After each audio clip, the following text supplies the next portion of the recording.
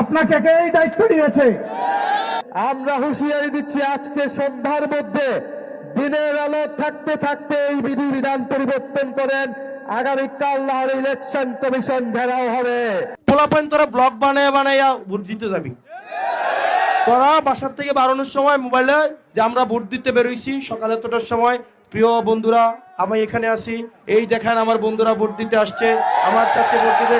আমরা সাবধান করছি, পেছন দিক দিয়ে যদি কেউ ক্ষমতা আসতে চায়, বাংলাদেশে ফেসিবাদের যে পরিণতি হয়েছিল তার চাইতে খারাপ পরিণতি আপনাদের হবে। নির্বাচনে মোবাইল নিষেধাজ্ঞা করিয়েছিল তারেক রহমান, সেই নিষেধাজ্ঞা বাতিল করিয়ে একই খেল দেখালেন শফিকুর রহমান। নির্বাচনের আগে বাংলাদেশের রাজনীতিতে ঘটে গেল এক চমকপ্রদ ঘটনা, যা আবারও প্রমাণ করল কে আসল কৌশলী এবং কে শুধুই ষড়যন্ত্রকারী। ৮ ফেব্রুয়ারি যখন নির্বাচন কমিশন হঠাৎ করে ভোট কেন্দ্রের ৪০০ গজ ব্যাসার্ধের মধ্যে মোবাইল ফোন নিষিদ্ধ করার নির্দেশিকা জারি করল, তখন সবাই অবাক হয়ে ভাবছিল এটা কার পরিকল্পনা। কিন্তু মাত্র ২৪ ঘন্টার মধ্যে পুরো চিত্রটা পরিষ্কার হয়ে গেছে এবং একই সাথে উন্মোচিত হয়েছে তারেক রহমানের আরেকটি ব্যর্থ ষড়যন্ত্র ও জামায়াত আমির ডক্টর শফিকুর রহমানের অসাধারণ কৌশলী বিজয়। গতকাল যখন নির্বাচন কমিশন এই বিতর্কিত নিষেধাজ্ঞা জারি করল, তখন থেকেই রাজনৈতিক মহলে গুঞ্জন শুরু হয় যে এই সিদ্ধান্তের পেছনে আসলে কে আছে। নির্বাচন কমিশনের এই আকস্মিক এবং অযৌক্তিক সিদ্ধান্ত দেখে অনেকেই সন্দেহ করছিল যে এর পেছনে নিশ্চয়ই কোনো গোপন হাত রয়েছে, আর সেই গোপন হাত ছিল তারেক রহমানের। ১ মাস আগে দেশে ফিরে আসার পর থেকেই তিনি নির্বাচনকে নিজের পক্ষে নিয়ে যাওয়ার জন্য নানা ধরনের ষড়যন্ত্র করে চলেছেন, আর এই মোবাইল নিষেধাজ্ঞা ছিল তার সেই ষড়যন্ত্রের একটি বড় অংশ। তারেক রহমানের পরিকল্পনা ছিল অত্যন্ত চতুর কিন্তু ঘৃণ্য। তিনি জানেন যে আধুনিক যুগে মোবাইল ফোন শুধু যোগাযোগের মাধ্যম নয়, এটি একটি শক্তিশালী নজরদারি এবং স্বচ্ছতার হাতিয়ার। ভোট কেন্দ্রে যদি সাধারণ মানুষ, সাংবাদিক, পোলিং এজেন্ট এবং পর্যবেক্ষকদের মোবাইল ফোন নিষিদ্ধ করা যায়, তাহলে ভোট কারচুপির সুযোগ বহুগুণ বেড়ে যায়। কেউ ছবি তুলতে পারবে না, ভিডিও করতে পারবে না, কোনো অনিয়ম দেখলে সাথে সাথে সোশ্যাল মিডিয়ায় শেয়ার করতে পারবে না। এই অন্ধকার পরিবেশেই তারেক রহমান চেয়েছিলেন তার দলের কর্মীদের দিয়ে ব্যালট বাক্স ভর্তি করতে, জাল ভোট দিতে এবং নির্বাচনকে নিজের পক্ষে কারচুপি করতে। তারেক রহমান তার প্রশাসনের ভেতরে থাকা দোসরদের মাধ্যমে নির্বাচন কমিশনের ওপর চাপ সৃষ্টি করেন এবং এই অযৌক্তিক নিষেধাজ্ঞা জারি করান। তিনি ভেবেছিলেন যে এই সিদ্ধান্তের বিরুদ্ধে কেউ কিছু করতে পারবে না, কারণ নির্বাচন কমিশন একটি স্বাধীন সাংবিধানিক প্রতিষ্ঠান এবং তাদের সিদ্ধান্ত পরিবর্তন করা সহজ নয়। তিনি এটাও হিসাব করেছিলেন যে নির্বাচনের মাত্র ৪ দিন আগে এমন একটি বিতর্কিত সিদ্ধান্ত জারি করলে কেউ তেমন কিছু করার সময় পাবে না এবং শেষ পর্যন্ত এই নিষেধাজ্ঞা বহাল থাকবে।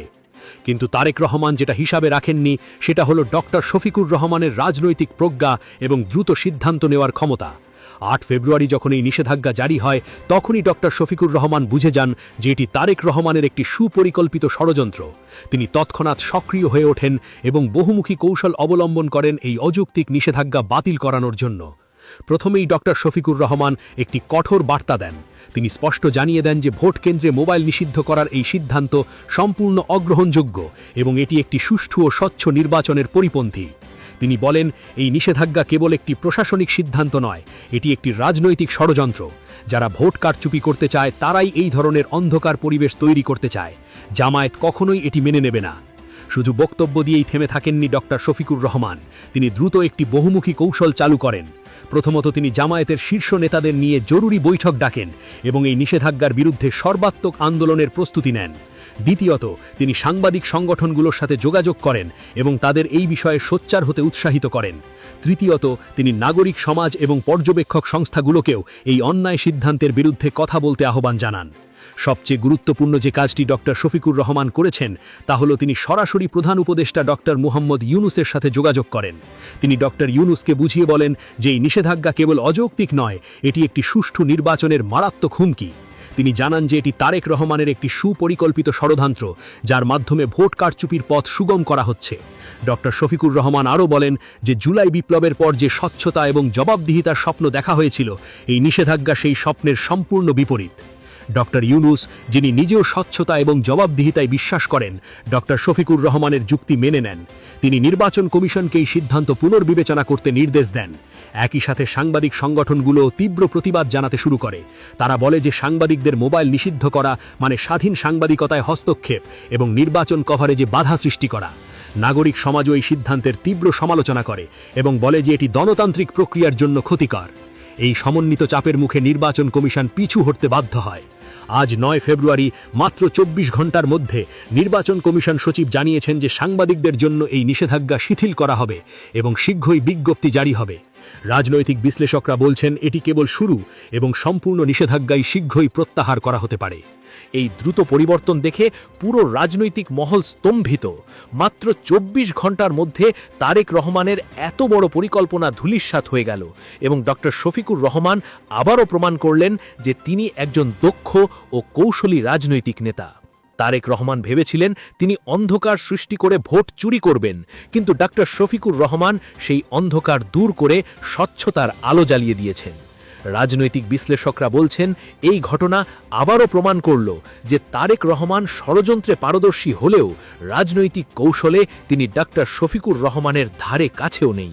একজন বিশ্লেষক বলেন, তারেক যখন অন্ধকারে কাজ করেন, ডক্টর শফিকুর রহমান তখন আলোর পথে হাঁটেন। তারেক যখন গোপনে ষড়যন্ত্র করেন, শফিক তখন প্রকাশ্যে জনগণের পক্ষে দাঁড়ান। আর এই পার্থক্যটাই তাদের দুজনের মধ্যে সবচেয়ে বড় পার্থক্য। আরেকজন বিশ্লেষক বলেন, এই মোবাইল নিষেধাজ্ঞার ঘটনা একটি ছোট উদাহরণ মাত্র, কিন্তু এর মধ্য দিয়ে স্পষ্ট হয়ে গেছে যে ডক্টর শফিকুর রহমান শুধু প্রতিক্রিয়াশীল নন, তিনি অত্যন্ত সক্রিয় এবং দ্রুত সিদ্ধান্ত নিতে পারেন। তারেক রহমান যত বড় ষড়যন্ত্রই করুন না কেন, ডক্টর শফিকুর রহমান তা ভেঙে দিতে সক্ষম। এই ঘটনার আরেকটি গুরুত্বপূর্ণ দিক হল ডক্টর শফিকুর রহমানের কৌশল। তিনি শুধু প্রতিবাদ করেননি, বরং একটি সমন্বিত প্রচেষ্টা চালিয়েছেন। তিনি সাংবাদিক, নাগরিক সমাজ, পর্যবেক্ষক সংস্থা এবং সরকারের সাথে কাজ করেছেন। তিনি বুঝেছেন যে একা লড়াই করে জয়ী হওয়া যায় না, বরং সবাইকে নিয়ে একসাথে লড়াই করলে জয় নিশ্চিত। আর এই বোঝাপড়াটাই তাকে একজন সত্যিকারের নেতা হিসেবে প্রমাণ করে। তারেক রহমান এখন আরেকবার হেরে গেছেন এবং তার ষড়যন্ত্র আবারও ব্যর্থ হয়েছে। প্রথমে ডক্টর শফিকুর রহমানের টুইটার হ্যাকিং করিয়ে তিনি ব্যর্থ হয়েছিলেন, এবার মোবাইল নিষেধাজ্ঞা করিয়ে আবারও ব্যর্থ হলেন। প্রতিবারই ডক্টর শফিকুর রহমান তার ষড়যন্ত্র ভেঙে দিয়ে প্রমাণ করছেন যে সততা এবং কৌশল একসাথে থাকলে কোনো ষড়যন্ত্রই সফল হতে পারে না। আজ যখন সাংবাদিকদের জন্য নিষেধাজ্ঞা শিথিল করার ঘোষণা এসেছে, তখন সবাই বুঝতে পারছে যে এটি ডক্টর শফিকুর রহমানের একটি বড় বিজয়। তিনি মাত্র 24 ঘন্টার মধ্যে একটি অযৌক্তিক সিদ্ধান্ত পরিবর্তন করিয়ে ফেলেছেন এবং একটি সুষ্ঠু ও স্বচ্ছ নির্বাচন নিশ্চিত করার পথ তৈরি করেছেন। এটি শুধু একটি প্রশাসনিক বিজয় নয়, এটি একটি নৈতিক ও রাজনৈতিক বিজয়। নির্বাচন এখন মাত্র 3 দিন দূরে। তারেক রহমান তার শেষ চেষ্টা করেছিলেন ভোট কেন্দ্রে অন্ধকার সৃষ্টি করে ভোট চুরি করতে, কিন্তু ডক্টর শফিকুর রহমান সেই অন্ধকার দূর করে দিয়েছেন। এখন 12ই ফেব্রুয়ারি যখন ভোট হবে, তখন ভোট কেন্দ্রে থাকবে স্বচ্ছতা, জবাবদিহিতা এবং জনগণের নজরদারি। সাংবাদিকরা থাকবেন, পোলিং এজেন্টরা মোবাইল রাখতে পারবেন এবং যে কোনো অনিয়ম সাথে সাথে প্রকাশ হয়ে যাবে। এই বিজয় কেবল জামায়াতের নয়, এটি গণতন্ত্রের বিজয়, স্বচ্ছতার বিজয় এবং জনগণের বিজয়। ডক্টর শফিকুর রহমান দেখিয়ে দিয়েছেন যে সঠিক সময়ে সঠিক পদক্ষেপ নিলে যে কোনো ষড়যন্ত্র ভেঙে দেওয়া সম্ভব। তিনি প্রমাণ করেছেন যে রাজনীতিতে শুধু ক্ষমতার লোভ নয়, নৈতিকতা এবং জনগণের স্বার্থও গুরুত্বপূর্ণ। তারেক রহমান এখন নিশ্চয়ই বুঝতে পারছেন যে ডক্টর শফিকুর রহমান কোনো সাধারণ প্রতিপক্ষ নন। তিনি একজন দূরদর্শী, কৌশলী এবং নীতিবান নেতা, যিনি প্রতিটি ষড়যন্ত্র আগে থেকেই বুঝতে পারেন এবং সেই অনুযায়ী পদক্ষেপ নেন। তারেক রহমান যতই চেষ্টা করুন না কেন, ডক্টর শফিকুর রহমান সব সময় এক ধাপ এগিয়ে থাকবেন। এই ঘটনার মধ্য দিয়ে আরও একটি বিষয় স্পষ্ট হয়েছে যে আগামী নির্বাচনে জনগণ কাকে বেছে নেবে। যে নেতা ষড়যন্ত্র করে অন্ধকারে কাজ করে, নাকি যে নেতা স্বচ্ছতার সাথে জনগণের পক্ষে দাঁড়ায়? যে নেতা মোবাইল নিষিদ্ধ করে ভোট চুরি করতে চায়, নাকি যে নেতা মোবাইল রাখার অধিকার রক্ষা করে সুষ্ঠু নির্বাচন নিশ্চিত করতে চায়? উত্তর খুবই স্পষ্ট। ডক্টর শফিকুর রহমান আবারও প্রমাণ করলেন যে তিনি কেবল একজন রাজনৈতিক নেতা নন, তিনি একজন জনদরদী ও দূরদর্শী নেতা, যিনি দেশ এবং জনগণের স্বার্থে কাজ করেন। মোবাইল নিষেধাজ্ঞা বাতিল করিয়ে তিনি যে খেল দেখিয়েছেন তা ইতিহাসে রাজনৈতিক কৌশলের এক উজ্জ্বল উদাহরণ হয়ে থাকবে। আর তারেক রহমান, তিনি আবারও প্রমাণ করলেন যে ষড়যন্ত্র দিয়ে হয়তো সাময়িক সুবিধা পাওয়া যায়, কিন্তু শেষ পর্যন্ত জয়ী হয় সততা এবং কৌশল। নির্বাচনের আর মাত্র 3 দিন বাকি। তারেক রহমানের সব ষড়যন্ত্র এখন ধূলিস্যাৎ। ডাক্তার শফিকুর রহমান জনগণের আস্থা জিতে নিয়েছেন।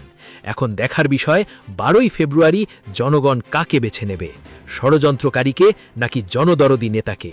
তবে মোবাইল নিষেধাজ্ঞার এই ঘটনা যে বার্তা দিয়ে গেছে তা খুবই পরিষ্কার। ডাক্তার শফিকুর রহমান আসল খেলোয়াড়, আর তারেক রহমান শুধুই ষড়যন্ত্র।